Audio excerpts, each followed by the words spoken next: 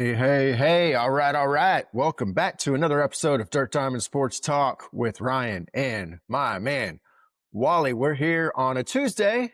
Sometimes we hit the airwaves on a Monday. Today we're here on a Tuesday after a Red Sox, kind of a homecoming for a few.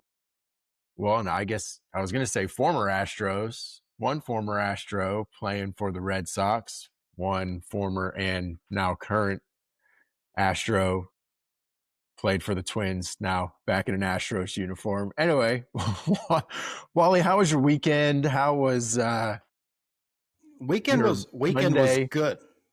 Weekend was good. Monday was good at the ballpark. The crowd was electric. It's so great to see how they gave Bregman the proper respect. He hits a home run, then they boo him every other time up. It was something, wasn't it? That was I something, mean, wasn't it? not just a little boo, but really big boos. But it was a respectful boo. You didn't hear anybody call everybody something else, but it was the boo that you would give to a good player on the other team. But Yeah, the game last night was everything you want in a team that's doing everything they can to win a game. it was. It was. Well, hey, so let's go back to Friday. The Astros go into New York, kind of the end of a pretty trying road trip. I mean, Boston to Miami, back up to New York, the end of this road series. Really, I mean, it was a pretty trying road trip for these guys, but they went into New York and they really showed off. Yeah, when you looked at the schedule of the road trip, you think if anybody doesn't think that Rob Manfred has it in for the Astros. I mean, you can't stay up there for 2 games and go to Miami, or go to Miami and stay up there for 2 games. Got to make, 1,500-mile trip up and down, or whatever it is, up and down the up and down the seacoast. But Sure, yeah. last week the team picked it up. It's what it's what a championship team does, or a team with character does. The offense was 286, 482, and an 824 OPS for the 6 games, and hit over 300 with runners in scoring position. One stat I kind of like to look at is how many guys do you leave on base compared to how many runs do you score. It's not perfect, but in general, if you're under 1.5, you're pretty good shape. And these were 1.37. Hit 18 doubles, 8 home runs, only 21% strikeouts. And when you look at those 6 games, they really should have won all, or could have won all of them. They were coming from behind in the 2 they lost, but they had them there to win. So give them credit. Yep, absolutely. Absolutely. So Friday night's game in New York, Astros win 5-3. Yep. Come back. I think that was the extra inning game, right? That's when, people wonder why Devin Williams is having so many problems. Just go back and look at that reel. He threw a cookie hanging changeup that I, at 64 years old, could probably knock out of the park. Yeah. It was just sitting there. And the Astros came back and, won. Those, you get into an extra inning game. Those extra inning games are all about just grit and character. Yeah. Carlos Correa, the game winning RBI, top of the 10th there. Yeah, Devin Williams was just ridiculous. Taylor Trammell crushed a 2-run homer off of Williams in extras.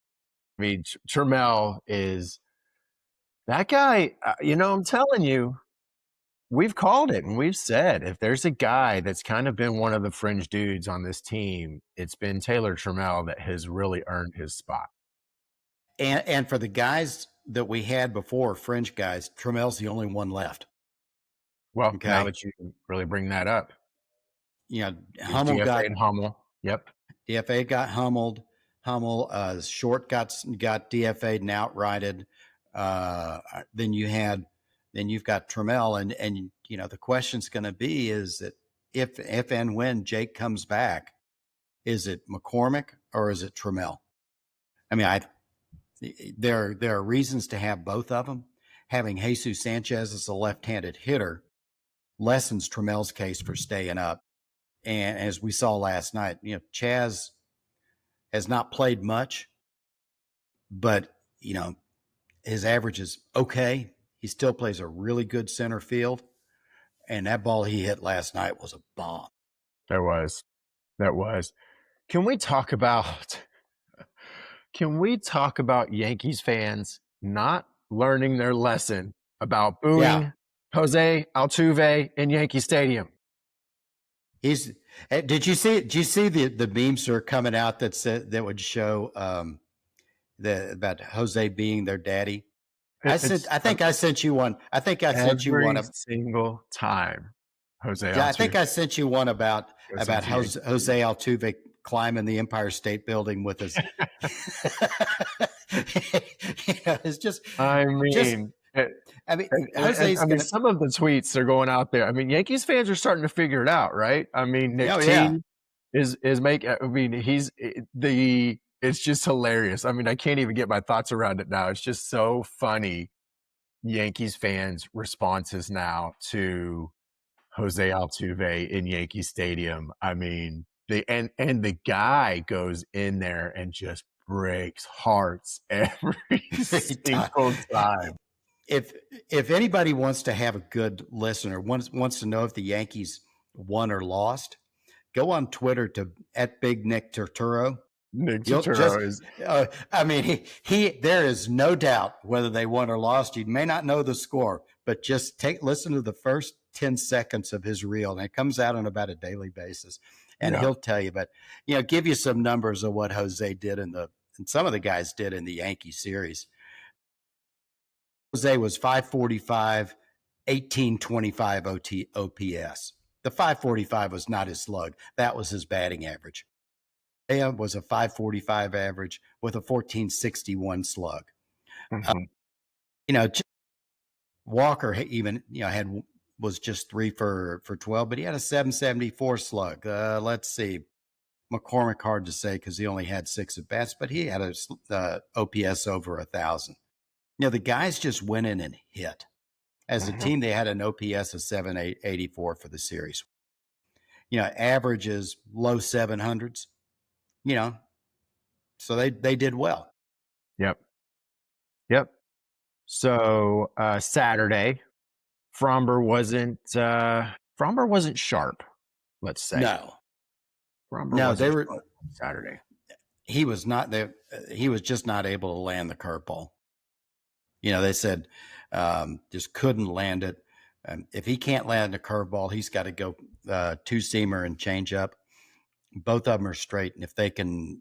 Are they basically straight?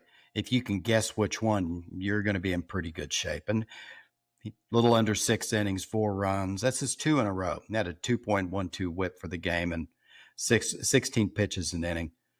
Fromber needs to figure it out because you need to have 2 good pitchers, and Brown has not been giving him the length that they really need in the postseason. Yeah, I mean, we can't just lay it all on Fromber. I mean, the Astros offensively had plenty of opportunities. Yanner failed to deliver with runners in scoring position there in the 8th inning. That was a huge point that was missed. You had to give the Yankees props there. Grisham launched that solo shot there off of Brian King. Yeah. That was huge for them. Bednar came in and got out of a jam. Struck out Diaz and Trammell there at the end. Shut the door in the 9th when the Astros could have won the game there. So that was tough. That was a tough loss because the Astros had plenty of opportunities. You said it just a few minutes ago that the Astros they could have swept that series. That could have been one that could have very easily come home with a sweep in New York, but they let that one slip away. Sure, they could have. The game was lost in the 8th. Yes. When it came afterwards, when they didn't do in the 8th, it's just kind of okay. Try to win the series, and nice to see that they won the series on Sunday going away. Yes. Is for a team that like the Astros, they need a few of these games where they can just kind of laugh at it. Yeah. They tried. Well, They tried to get one. They tried to get one last night, but they did. They did. Hector's. Yep. Let's talk about Sunday. Let's talk about Sunday. Jason Alexander, who? Yeah, we're talking. Costanza comes off the Seinfeld set. It just this wasn't is just Sunday. His fourth start for this team, and he delivered an absolute gem in New York, Wally. Well, and he delivered one in Miami too. He had 6. He did. He had 12. He had 12 innings. He gave up no runs. I don't have to think too hard to figure what his ERA is. No. Going into New York, pitching, for a guy like Jason Alexander, who, right? But for a guy like him, going into New York, pitching 6 scoreless innings, only allowing 1 hit, 3 strikeouts, okay, whatever, only 3 walks. The guy threw changeups and sinkers like that was the only thing that he had in his arsenal. And he just blew those guys away. And it was so great. It's like he could say Yiner or whoever. I think I forgot if it was Yiner or Caratini that was pitched. Caratini that was catching. He could have said, "Guys, he's going to throw you a changeup, okay, and he's going to be right here, and you can't hit it." Kind of reminds me of the old Billy Jack line when he in the movie back in the 70s. I'm going to put this foot on this side of your face, and there's nothing you can do about it. Right? Yeah. I mean, it was incredible. Like Lance McCullers 24 straight curveballs, like it's coming, and you hit it. He'd throw a fastball, and the fastball was 93, sometimes 94. It's enough to keep you honest, and he'd throw you. Yeah. He'd tunnel it to where you could keep you honest on the changeup. But isn't it great? This is one reason we watch baseball, and watch sports in general, is where guys who they have no business being that good, and they come up and they're big in the. They're big in the big time. Yep. And the bullpen. Jason Alexander is a huge story, but the bullpen was amazing the rest of the way. Bullpen for the series had a 1.80 ERA with a .70 WHIP. That's pretty good. They gave up 2 runs. They gave 2 runs the whole series. Souza gave up 1, and then Brian King gave up that moonshot to Grisham. And as you said, that was one where Cam Smith, or I think who was playing right? Yeah, Smith was playing right field on that one. He just kind of took a look and said, give him another ball. Yeah. Yeah. That Sunday game, Max Fried, who, once really considered an ace. He struggled. 4 runs over 5 innings. He's got a 6 ERA post June, and New York now drops 7 of 9 games. The Yankees are struggling. We've talked about this. You wanted to see in a microcosm of why the Yankees are so bad. Their fundamentals are horrible. It's a bit of a comedic sort of thing, but when Bellinger came in and was trying to throw the guy out at home, and he kind of whiffed throwing it like a little leaguer would. They throw to the wrong base. They don't make the easy plays. They just are fundamentally a horrible team. And we've talked about Brian Cashman on the show and wondering why he still has a job. This is the kind of thing that gets managers or coaching staffs fired, because fundamentals and basic execution is on field management. You don't have to have the best roster construction, but you can throw to the right base. You can make the routine plays. Okay, you can make the good base running plays. If there's an example of this, it's the Houston Astros and what they've gone through over the last 2 months. You don't have to have superstars. No, but you got to execute. Yes, you may not. If you execute, it may not. You may not win the game. But if you don't execute, you will lose the game. It's just how it is. We've seen it. Good example last night. Base run. Whoever it was, maybe it was Correa, when Rafaela took a break off third. Someone must have called to Javier and said, "Step off," and then Javier Yep. Javier executed that play perfectly. Ran right at the base runner, made the base runner commit. I think he hit it to Pena. Pena made it was either Pena or Urias. I think it was Urias. Yeah. Urias made one throw to Correa, and that was it. And that's how you execute a rundown. That's how you do it. That's how you do it. It was, it's well done. Yep, it was well done. So let's talk about last night. Last night was awesome. Javier came back. A little shaky start. Correa and Bregman returned to HTown. So huge night at Daikin Park. Yeah, it was big.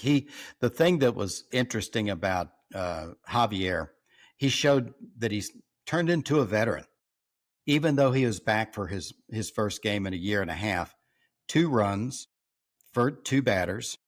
One of them's a home run, the other one was a solid hit, and then he just settled down and said, "Give me the ball. We got a long way to go." He did. Let's go. One thing that was interesting about Javier, he's always been a fastball slider guy. Every once in a while throws in a knuckle curve. Last night he threw in a changeup and a 2-seamer. So he's really added something to his repertoire since he's been gone. He just hadn't been rehabilitating himself. He's also been learning. 5 earned runs, 3 hits, 2 balls, whip of 180, 85 pitches, 53 strikes, a little under 65%.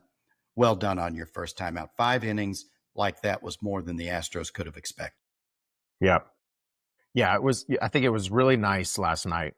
Obviously seeing Bregman come back, bittersweet. They gave him, really nice welcome. Obviously the video and all of that. But yeah, you said it. They gave him the big applause, and then every time after that, the boos because his first at bat, the 2-run homer. Correa's return home was again something that was a lot of fun. He didn't have a great night outside of the RBI. But yeah, Javier's return, much anticipated. We've needed the extra starter to see him come back, give us 5 innings of quality work. Not great velo yet, but to see the fastball really kind of working for him, because that was one of the things that he was always known for, right? Was that invisible ball, that invisible fastball, that's right, that kind of rose, and had that funky move to it. To see that really working for him after Tommy John surgery was really encouraging, and I think that having that sinker, introducing a new sinker, and adding that new pitch to his arsenal is going to throw the league off. And I love the fact that he's come back from Tommy John surgery with a new pitch. Yeah, that's kind of a Hunter Brown 2.0. Yeah, right. There you go. 2.0, and then he's got a changeup, which it's going to tunnel out of what the 2-seamer does. And so for him, it's always been about efficiency.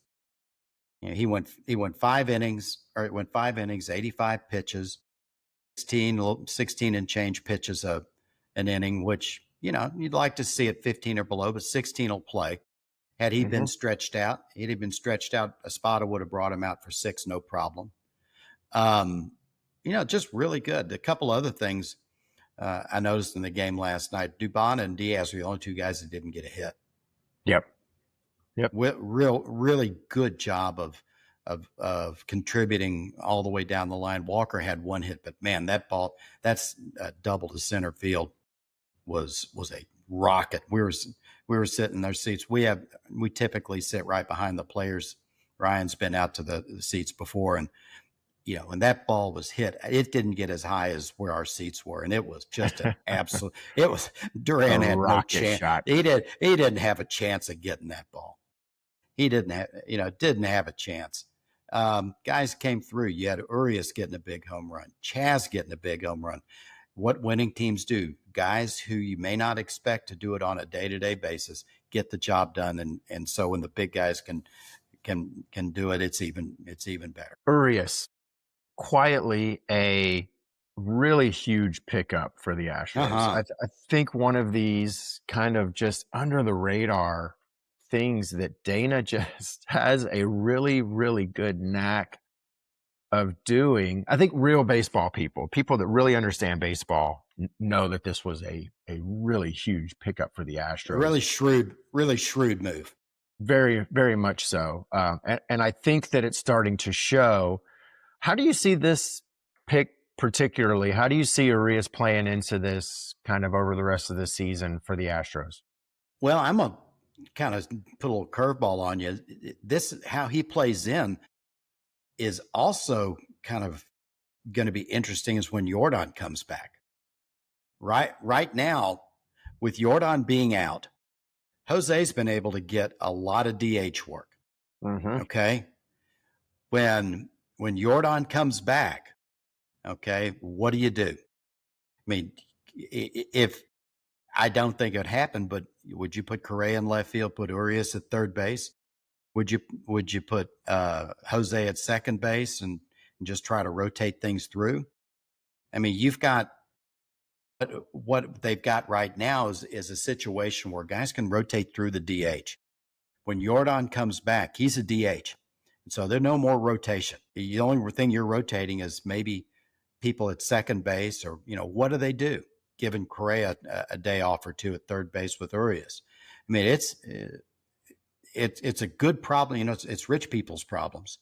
but it's also a situation that has to be managed in a very, very smart way, with a lot of communication between Espada and the rest of the guys, so everybody knows their role and buys in. I think what you're going to end up happening is a lot of well-rested guys come September, October. Absolutely, right? Because you're going to end up with a situation where you've got a crowded group of really talented guys and some hot sticks for sure. And that's a situation that, when they went out and got Correa, it was the talk. What's going to happen when Jordan comes back? What's going to happen if Paredes isn't done for the season? What's going to happen next year when Paredes does come back?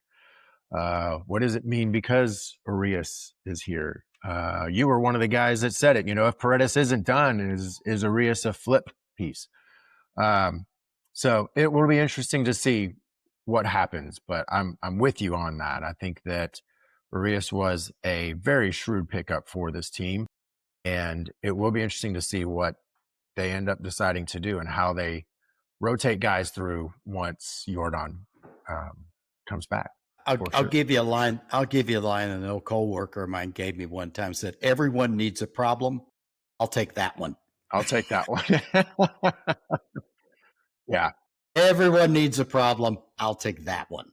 I think there's a lot of teams around the league that are looking at the Astros problems right now and saying, "Golly, I wish we had that problem." Yeah, you got problems. You got problems. I got a number 6 hitter. It's hitting 188 with a 588 OPS. You got problems.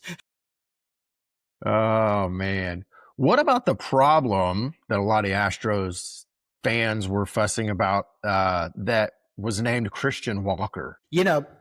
Larry the GM, you follow, he's a guy on Twitter, and he comes up with some really wonky stuff, but his numbers are generally right. And you and I talked about this before we started doing the show.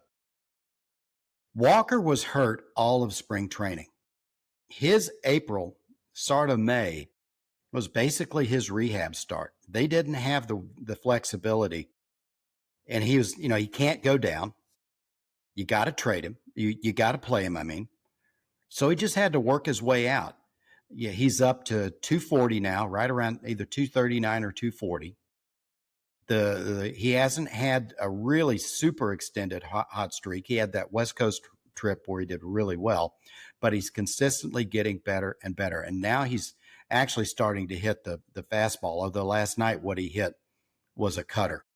Mm-hmm. And why Crochet didn't throw him a fastball, I don't know, because he's had trouble with high heat all year. And in that situation, I couldn't believe that he didn't throw that 97-mile, letter high fastball and say, hit it if you can. Christian Walker since July 1st 29 games, has a batting average of 293, 6 home runs, 24 RBIs, 17 runs scored with an 820 OPS. And that's what we signed up for. This Maybe not is that the average. Christian Walker. Yeah. Yep. Maybe not the average, but the production for sure. Correct. Yep. And the thing with a guy like Walker, after seeing, the Dr. Strange gloves we've had at first base with Abreu, I mean, Walker's, when you get a really good first baseman, he's going to get better throws because the guys just know they can haul off and throw it. And they're not worried about if the guy's going to catch it. And so they pull a ball into the ground and get an error on themselves. Yep. All right. So we've got 2 more games against the Red Sox here at home. Wally, pull out the crystal ball. Well, when we had our last show, we said the Mariners had a record of their next 6 opponents of 28 or 29 under. I think it was 28 under, and the Astros were 29 over. The Mariners have done what they're supposed to do at home. They've won 9 out of 10. They beat teams that they should have beaten. They beat the White Sox, they beat the Mariners, and they beat the White Sox, they beat the Rays, and they took 3 or 4 from the Rangers. We're hoping we're going to get some help from the Rangers, but they're a sinking ship. Coming out, the Astros of the next 6 series, they play the Rockies, so I have to throw them out. But without the Rockies, their opponents are 500. The Mariners go on the really tough road trip to Baltimore, New York, and Philadelphia before coming home for the A's, Padres, and back out to Cleveland. The record of their team's a little over 500. When you look at the Mariners, they've done wonders with the offense. They really have. Raleigh's keeping up his pace. Julio Rodriguez is doing Julio Rodriguez things. Josh Naylor's been a good add. Eugenio Suarez, who they had to have, is hitting 108. And Rosarena's on a hot streak. Here's the thing that I think should give the Astros followers a lot of hope. The Mariners' starting 5's ERA is 3.48. Okay? Their home ERA is 2.65, and their road ERA is 4.46. So you're talking about a 2-run difference at home and on the road. They go on a really tough nine-game road trip against, Orioles are okay, but you've got 2 really good teams. You got 2 really good teams they're going to go against. We're going to find out what they've got. Also, can Cal Raleigh keep this pace? I mean, he's catching a fair amount, and I can't imagine he doesn't wear down. Yep. The Astros have Arrighetti going tonight, Hunter Brown going tomorrow night against the Sox here. Against Dustin, Arrighetti tonight against, I dropped the ball. Dustin May. Yes, yep. Dustin and then May. Hunter Brown against Walker Buehler. So. Yeah. Buehler can be good and Buehler can be horrible. You just don't know what you're going to get. As far as the crystal ball of what happens, it's going to go down to the end. The Astros have 3 games. They have 3 games left with Seattle. They're at home, and I think they're like the 11th through the 13th or something like that. No, they're at Houston the 19th through the 21st. It could all come down to that, because then the Mariners go out to Colorado. That they got to finish with the Dodgers at home. So, the Astros have a chance here with. Then they go to Baltimore. They go to Detroit. Back. They've got a chance to play well. They just have to take advantage of it, because the teams they've got are Red Sox, Baltimore, at Detroit, at Baltimore, Rockies at home, Angels at home. Yes. Yeah, it's sitting there in front of them. It is. And they're getting healthy. It is. Yeah. Who takes a seat when Louis Garcia comes back? Alexander? If he keeps pitching the way that he's pitching, I don't know. Do they just go to 6-man? Or they go a tandem? Or stretch it out, yeah. And they go a tandem. They do that tandem where the guy starter goes 4 or 5, and the reliever tries to go 4 or 5, and they finish it up with a closer. Lots Yeah. going to happen. Depend on Give the bullpen, just give the bullpen some rest. a lot of what we're looking at going forward depends on what Hader does. You hope he Well, doesn't have to go on the that DL. that is some news that we didn't bring up, right? So apparently the news came out this morning. I guess a little bit further or a little bit more news was that when Hader showed up to the park and started doing some of his plyo work prior to his throwing routine, he had a little bit of discomfort, which is the Astros training team's favorite word. Yeah. And so We've got discomfort in their discomfort. He got shut down. Yeah, right. He got shut down, so he did not do his throwing routine, and that's why he was not available last night. This is after a 36-pitch, 2-inning outing, so very well could just have been too much. Yeah, could have been. Could have just been too much.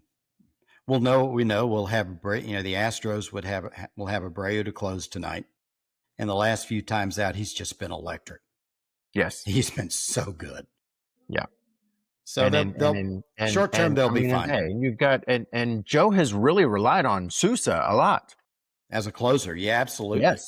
Yes. So and he has stepped into the role. Yeah. Did you take a big gulp when you saw De Los Santos coming out for this? I did. Like, I really did. I really did. And that was huge huevos on part of Joe Espada last night. Last night's game was a complete team win. Every part of that team came together to pull off that victory last night. Yeah, if people want to know why you keep on adding on when you're ahead, I mean, you get Neris, who, that's a different discussion, but he didn't have it and hasn't had it for the last several outings. I understand why Joe put him in. I do too. But you would hope there's a better option out there, because as much fun as he's been to be around, sometimes baseball tells you it's time to do something else. Yep. 100%. 100%. All right. Any final thoughts, predictions for tonight's game? Let's just see what Arrighetti does. Arrighetti is last year. People forget as compared to Javier.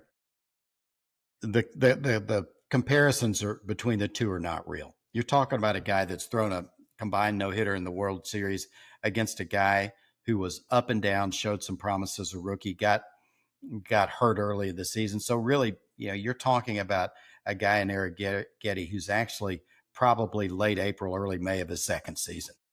Yep. So we'll see. I would expect that I'm sure Joe hopes he's going to go long, because they went big in the bullpen last night. They did. And definitely. I'd love to see good 6 innings from Arrighetti tonight for sure. That would be great. If he doesn't start off well, Joe might just tell him, son, you got to wear it. And you got to wear it. You got to figure it out. I mean, which is something you don't see quite as much in the modern baseball as you used to, where managers, especially in non-critical situations, they'd leave somebody out there to work himself out of his own trouble. Sure. That's true. Joe's done it. He's done that before. He's done it. God, he's done a good job this year. He's kind of old school. Man, the job that Joe Espada has done this year with the pieces that he's been given has been amazing. It has really been great to see. It was really great. As much as we wish that they would have gone out and gotten an arm at the trade deadline, it was great to see Dana and Jim Crane step up and tell Joe, we see the job that you're doing. We're going to go out and get you some pieces and help you out. Yeah, no, I wish they would have gotten arms too, but based on what we heard, I'm glad we didn't get the arms because the rental arms that they were going to get were going to cost far too much. Far too much. It probably would have. It would have hampered the team more than it would have helped the team. Yep, absolutely. Final thoughts for you? Man, I just, this is, I think wrapping up a good series against the Red Sox is essential, because as you said, Seattle has they've had a pretty easy go. They've got a couple of pretty easy teams coming up as well. And I think that this part of August is always historically when Seattle kind of catches up and everybody starts talking, are the Astros going to get caught by Seattle? It's just noise usually, because historically the Astros always figure it out. Seattle always kind of tapers off. I think that the Astros, they need to play these next 2 games really well. They've got to win these couple of games at home, get that confidence back up. I think tonight Arrighetti needs to collect some confidence. He needs five. He needs five anyway. He needs at least 5, and I think that he's got to gain some confidence tonight. I hope Dana Brown goes down into the clubhouse before the game and says, "Remember the day of the trade deadline. They asked for you." Yeah. For Dylan Cease. Really good. And point. I told them that I was keeping you over Dylan Cease. Go out tonight and show them why I told them no for you over Dylan Cease. Last thing I'm going to be looking at is see how the Mariners pitchers do on the road. Let's see how that goes. I worked those numbers this morning. I didn't realize it was that big of a deal. Well, let's see. It's going to be a fun race to the end. It will be. It will be. It will be. All right, my man. Well, let's get at it here, and as we usually say when we wrap it up, from my man Wally, I'm Ryan. Call it out, Go Wally. Astros. Go Astros. Right.